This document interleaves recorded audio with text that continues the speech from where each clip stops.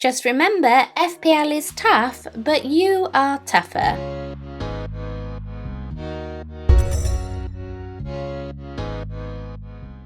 Hi guys, I'm FPL Nymphrya and welcome back to the home of FPL videos. Well, Halloween weekend wasn't anywhere near as horrific as it first looked. Let's take a look at how I got on in Game Week 7. This Martinez versus McCarthy thing feels like it's going to be a season-long saga. This week, the favour swung back in the favour of McCarthy compared to Martinez, who conceded 4 goals and got 0 points. In defence, my defence. What a horror show. When I seen the team lineups on Friday evening with no Sace or Mitchell, I thought, here we go again. This is just not my season, is it? It's going to be a frightening game week for me. Buckle in. Halloween weekend is gonna be scary. 2 players in one game and neither of them starting, and one of them not even on the bench, does not bode well when you know you have Dunn on the bench who doesn't even seem to exist anymore. By the way, justice for Dunn. Felt like that Burnley team did better with him in, so I don't know where he's gone. Think they need to find him again, is all I'm saying. Anyways,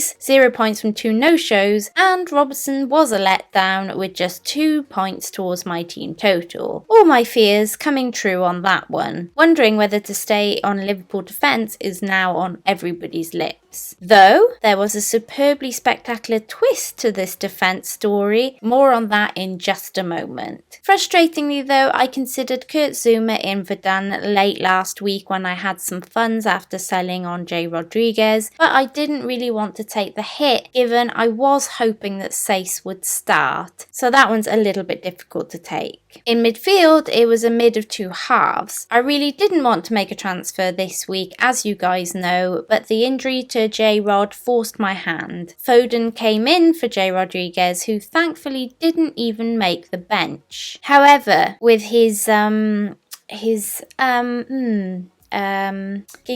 Gooley's injured, I think it was. Probably the less said on that, the better.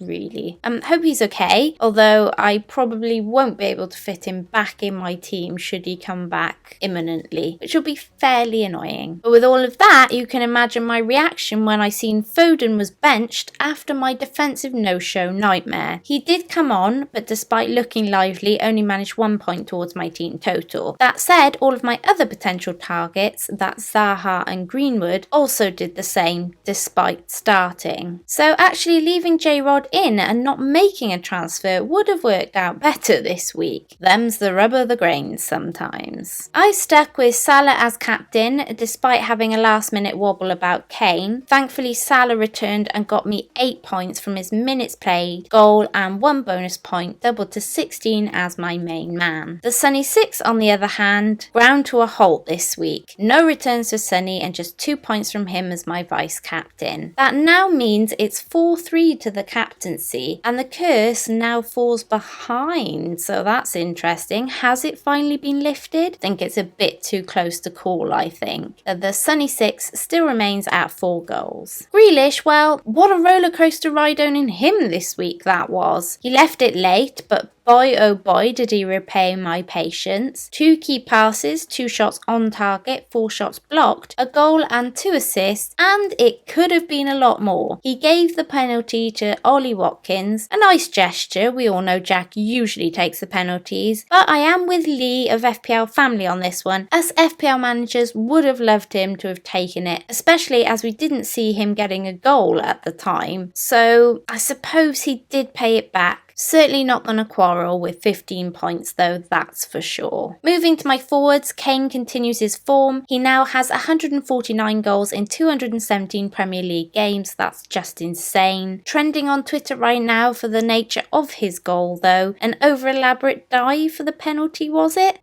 I'll let you decide in the comments below. For me, I'm just happy to have the 6 points banked towards my team total. Danny Ings had me worried when 3 goals had been scored for South Southampton and his name was nowhere to be seen. Thankfully he slotted in a 58th minute goal, but did go off with a very bad injury, so I'll have to keep a close eye on that one. Calvert-Lewin was back to his scoring ways again, thank goodness. Another late goal in the 91st minute. My team has liked to keep me sweating this week over points, that's for sure. He got me 8 points from his goal, minutes played and 2 nabbed bonus points. The twist to my defensive tale this week was that I had Lamberty second on my bench, but most importantly in a back 3, meaning he'll come off the bench for Sace or Mitchell when the game updates, and I'll be 9 points better off from his goal, minutes played and 2 bonus points. He's basically saved my defensive game week. Well done, Lamptey. That means my 3 top scorers in game week 7 were Salah with 8 points, Grealish with his 15 points and Lamberty with his 9 points. What an absolute nutty game week. These are not the players I expected to make my top 3 this week, that's for sure. So with all of that, when the game updates, I'll have a total of 65 points, a rare over 60 points haul, that's unusual for me. I'm recording Monday as I don't have any players in the Monday night matches, and so I can get my video out a little earlier on Tuesday for you guys. So I don't know my exact OR yet, but hopefully that should see me on a green arrow. Little worried about Mitrovic, Bamford, Vardy and Justin owners though. There are a few out there, but let's keep our fingers crossed for a green arrow. Before I head on to my game week 17, I am looking for some feedback on my videos, please Nimfam. I've noticed my views have dropped considerably and I was wondering if my Nimfam could give me some ideas on why this could be. Is it the graphics? Are the videos a bit too long or boring? Is it wrong time of day? Anything you guys can think of, please do let me know either in the comments below or by direct messaging me on Twitter and Instagram. I'll try to implement any changes you guys suggest going forward. All I want to do is make interesting, forward-thinking content for you guys that you will enjoy, so please do let me know. Looking ahead then, this is how my team is currently shaping up. I've had a few issues here. Both Lamberty and Mitchell are flagged. I will need more news on both of these, but I'm not keen to lose either, especially as Palace suffered without Mitchell in defence this week. I'd like to hope he gains back a space in that team. So is Zuma on my radar from last week, and Sace looking to have lost his place, and to be honest, even if he hasn't,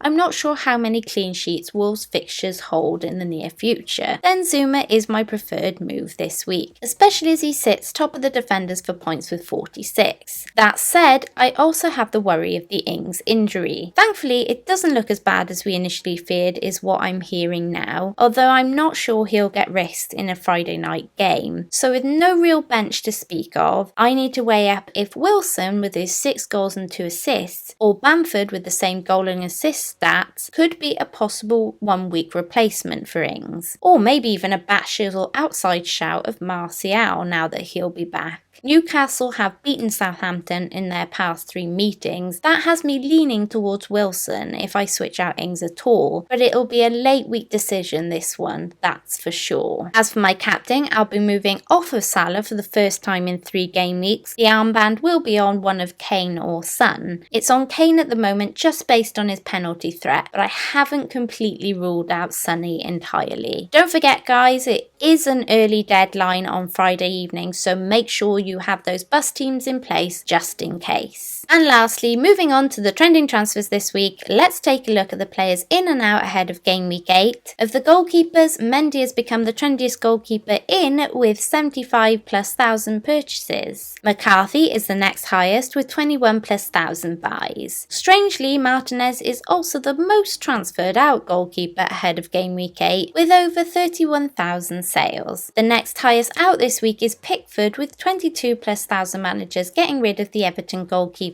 who missed out in game week 7. Of the defenders, the injured Castone sees him leading the way for sales out this week, with over 22,000 managers jumping off of the Leicester man. Trent is the second most transferred out again with 91,000+ sales. Zuma has overtaken Chilwell as the trendiest defender in with 203,000+ purchases. Chilwell is still up there though with over 150,000 15,000+ purchases. In midfield, Ziyech has impressed this week, resulting in 182,000+ FPL managers buying in the Chelsea man. Grealish takes second place with over 108,000 buys. Rodriguez is the most switched out midfielder this week after injury sees him missing out with over 192,000+ sales. Jorginho is the next highest midfielder sold this week with over 55,000 sales. Up front, Ings is the trendiest forward out so far this week due to his injury, with 48,000+ managers moving on the Southampton front man. Jimenez is the second most sold forward with over 46,000 sales. Bamford is leading the forwards in this week with over 72,000 purchases. Wilson's brace makes him the second trendiest forward in this week with 56,000+ buys. And that's it, you guys. Thanks for watching. These stats were correct at the time of recording. Should you wish to see the updated stats going forward for transfers, then please check out the sponsors of my videos, fantasyfootballfix.com. I'll be back again on Thursday with another Dream Team stream and the FPL Wildcats question and answer stream. But until next time, please don't forget to like, subscribe, and do all those fabulous things like hitting the notification bell. Until next time, Nymphree out.